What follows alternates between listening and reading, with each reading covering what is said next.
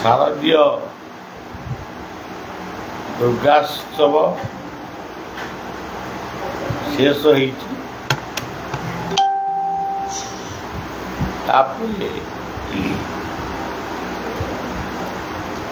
कुमार पूर्णिमा पाई लोकमानक भितरे उद्दीपना सृष्टि हलानी। ये भी गोटे आनंद पर्व।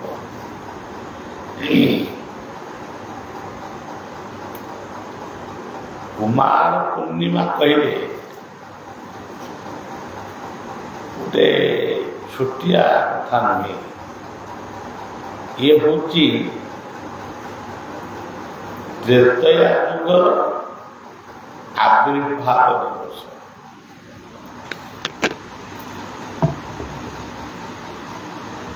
सेमती द्वापर युगर आविर्भाव दिवस कहले आसंता काली।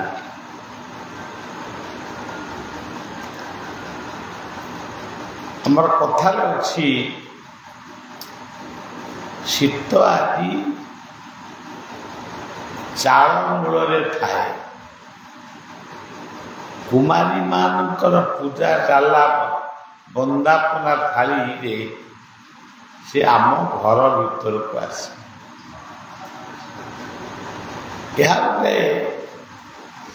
वास्तव कथा हो बा न हो कि मोटामोटी किछि लोकंकर अनुभवर कथा तामाने शीत प्रकोप आसंता काली संध्या ठारू पृथ्वी पृष्ठरे आरंभ। एवं तो मेघ होची वर्षा दिन भली लगुची किंतु ये होची वर्षा ऋतुर कथा। वर्षा परे आसिबो शरत ऋतु आश्विन कार्तिक इत्यादि।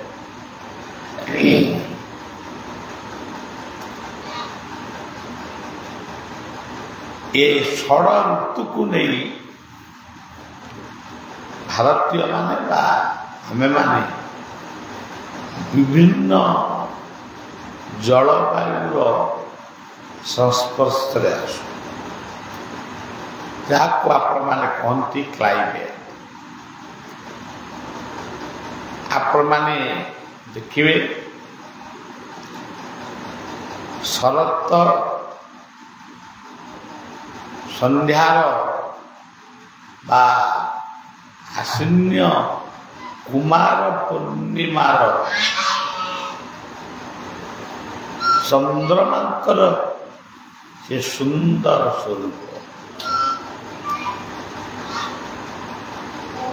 देखिले पेट पुरी जाए। जो मानकर चंद्रनिष्ठ रही बोली ज्योतिष माने हिसाब से कहती एवं विभिन्न प्रकार प्रतिकार बताती। किंतु ये सेवकर गोटे प्रतिकार कुमार पूर्णिमा रात्रि रे कुमारी मानू 5 जन हूँ बा 3 जन 5 जन 7 जन जहाँ भी हूँ कुमारी मानू नुआ वस्त्र नुआ अलंकार बा सजबाद नुआ नुआ जहाँ आजिकल बजार मिलूँ गोटे भूरी भोजन कुमारी मान सुंदर भाव प्रसाद टिके पाइबे। शरत चंद्रमा को से बंदापना करेंगे। इच्छा हेले हाथ में कि तुम्हें अर्थ दे पार जा खर्च कर ଏଇ ଭଳିଆ ଶ୍ରଦ୍ଧାର ପ୍ରତିକାରରେ ଚନ୍ଦ୍ରରିଷ୍ଟ ଖଣ୍ଡନ ହେବ କି ନା ସେ ଗ୍ୟାରେଣ୍ଟି ମୁଁ ଦେଇପାରିବିନି, କିନ୍ତୁ ମୋତେ ଯେଉଁଟା ଭଲ ଲାଗେ ମୁଁ ସେଇଟାକୁ ଆପଣମାନଙ୍କୁ କହିବି। ଏଇ ଶରତ ଋତୁରେ ତୁଳସୀଙ୍କର ପୂଜନ ପ୍ରତ୍ୟେକ ଦିନ ତୁଳସୀ ମୂଳରେ ପାଣି ଦେବା,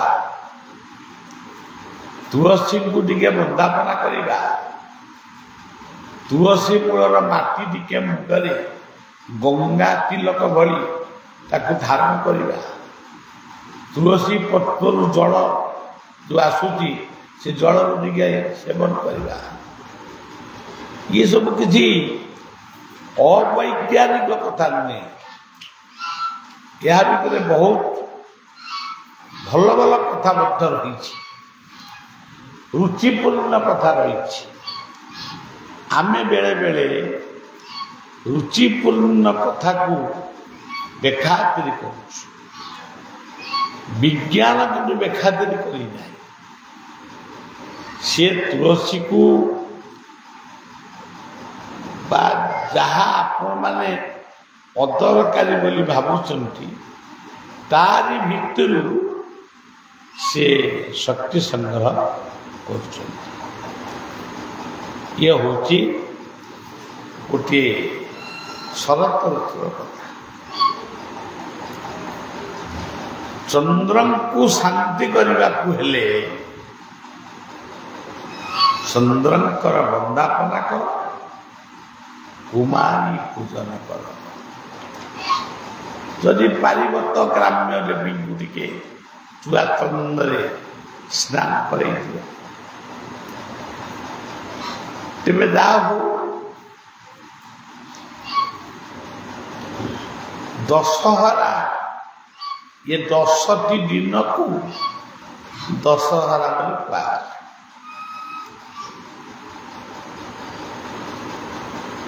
ଇଏ ପ୍ରଥମ ଗଣିବା କାହାକୁ?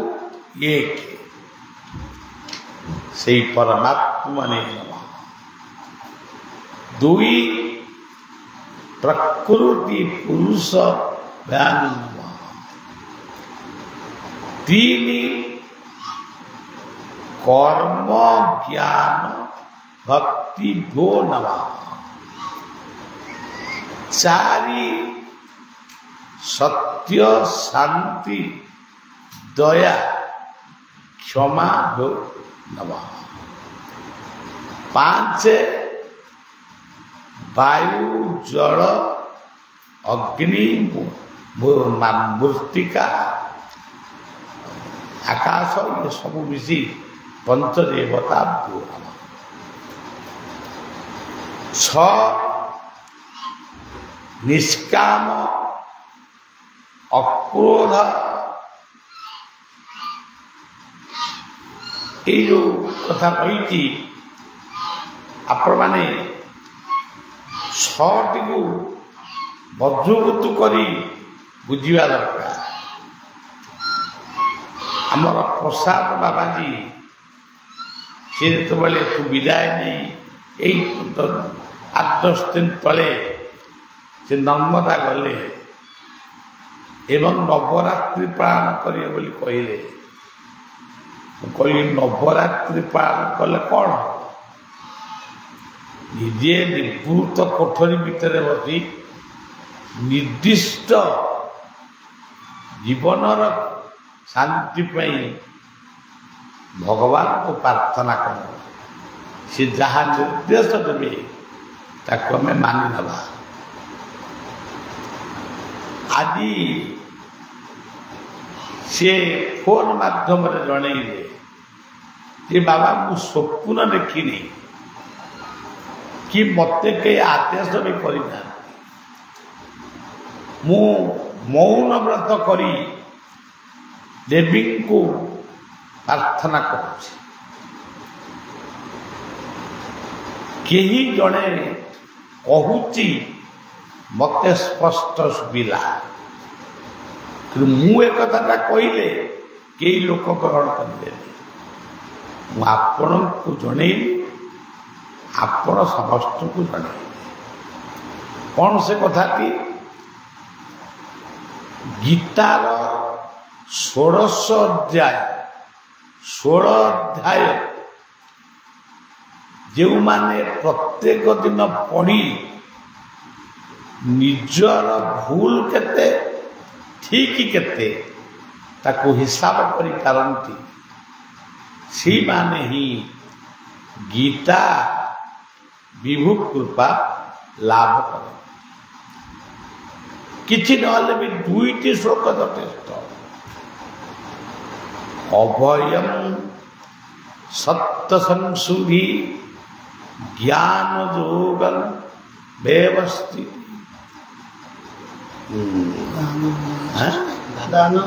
ଦାନଂ ଦମସ୍ସ ଯଜ୍ଞସ୍ସ ସ୍ୱାଧାୟ ସ୍ତପ ଆର୍ଜବଂ ଅହିଂସା ସତ୍ୟମ କ୍ରୋଧ ତ୍ୟାଗ ଶାନ୍ତିରପୈଶୁନମ୍ ଦୟା ଭୂତେସ୍ଥ ଲୁପ୍ତମ ମାଦ୍ରିବମ୍ ହୀରସ୍ଥାପରମ୍ ତେଜ କ୍ଷମା ଜ୍ୟୋତି ମୌନି महेन्द्रो नातिमानिता भवन्ति सम्पदं दैवीम अभिजातस्य भारत। ये करू 4 श्लोक।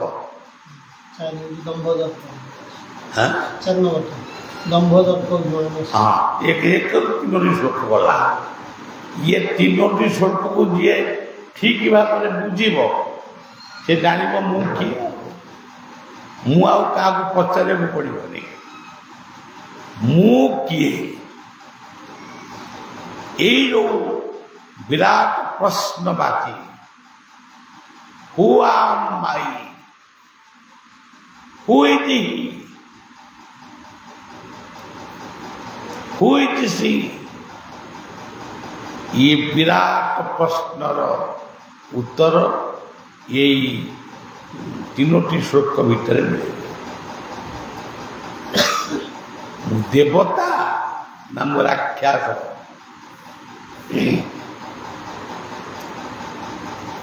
तापरे दंभोदर्पभिमानस्य क्रोध पारुष्यमेव अज्ञानं चाविदास पार्थ संपद नाशरी। ताहले आमे निजको निजे बुझिबा आमे असुर ना देवता जहा पाखरे दाम्भिकता अच्छी दर्प अच्छी अहंकार अच्छी क्रोध अच्छी बड़ पड़िया भावना अच्छी से लोकटी केमिटी देवतार कृपा लाभ कर श्लोक आहरी अनेक श्लोक जड़े कह बाबा मत समय ना तुमको तो किसी समय तुमको किसी समय ताल गछ चढ़िया समय अच्छी नड़िया गछ चढ़िया समय अच्छी चोरी करने समय अच्छी मद पीवा समय अच्छी ये बाड़ू से बाड़ ये छातु से छात डे बलात्कार करवा क्या हत्या करवा तुम पाखे यही सब समय गुड़िक अच्छे किंतु जहाँ नित्यानंत जरूरी ये बाबू कदली टे खाऊ है ना खाए ये कहीं कप इरे आखु रस टे पीऊ पईड़ जल टे पीऊ गुड़ टे खाऊ फल टे खाऊ है जोड़ा कि खाए कौन खाइबू तार आसुरिक कार्य।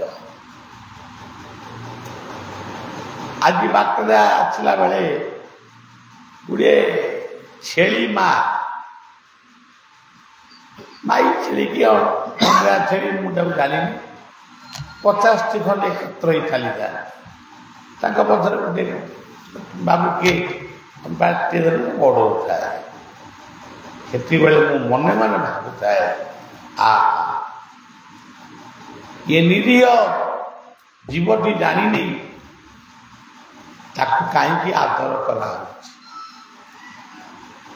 सी जो जानी पारंता ये परंपरा मनीष मते आदर करुची मते हाणिब मो रक्तरे पुरी खेल ताले सी भी भगवान को प्रार्थना करता प्रभु मते आउ छेली जन्म दियो बर मनीष जन्म दियो कि मु आउ छेली कि मेढा कि षंढ ये सब रूप हेकरी बारंबार एते हणा खाई पारे डॉक्टर जदि छुट्टी बाहर करती इंजेक्शन दे देवा गोटा गोटा लोक मूर्छा जानी जाए आमर धूनना थिले मो सागर जाइए कलिकता कि जगह को जाइए खड़गपुर से जहाँ घर थी डाक्तर ताकर माने गुड़ाक रिजेक्ट छुंची सब थिला बाबू ताकू सब देखिकी जो कांद गोड़ हाथ बाड़े बलिया मो संसार भासीज मत नहीं छाड़ी ये संसार कहीं भाषव तेणु ये कथा भी दुनिया अच्छी तेणु गीतार यही 1 ରୁ 4 कि 5 पर्यंत श्लोकटी को आप खाली पढ़िकी बुझीने ताहले बुझीपारे ये दुनिया ये दुनिया द्वारे ये दुनिया को आम आसीलु आमर गतिटा देवता किंबा राक्षस आम जो मान कौ राक्षस से भीतर भी देवत्व थिला आम बुझीनु एते कथा कहवाई चाहूनी दैवासुर संपद विभाग जगती 16 अध्याय निश्चित भाव में आपण माने पाठ करेंगे ये कथा को मुझे कहूँ हिंदी भी कहूँ गीता में जो 16 अध्याय है ये 16 अध्याय में भगवान श्री कृष्ण का मुंह से जो वाणी निकल था अर्जुन को सुनाए थे अर्जुन कौन आदमी देवता कौन आदमी राक्षस मात्र 4 श्लोकों का बीच में हमारा जीवन का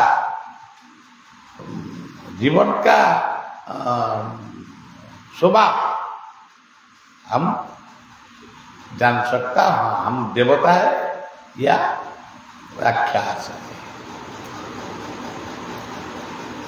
इसीलिए हमें मंत्र पाठ किया मंत्र एक माने मंत्र पास में है मन दूसरा स्थान में है इसीलिए हम बोले थी गीता रे जे लिखा छे 16 अध्याय 4 श्लोक के पाठ करे प्रत्येक दिन अपना के अपना परिवार के समीक्षा करेंगे आमी के देवता या राक्षस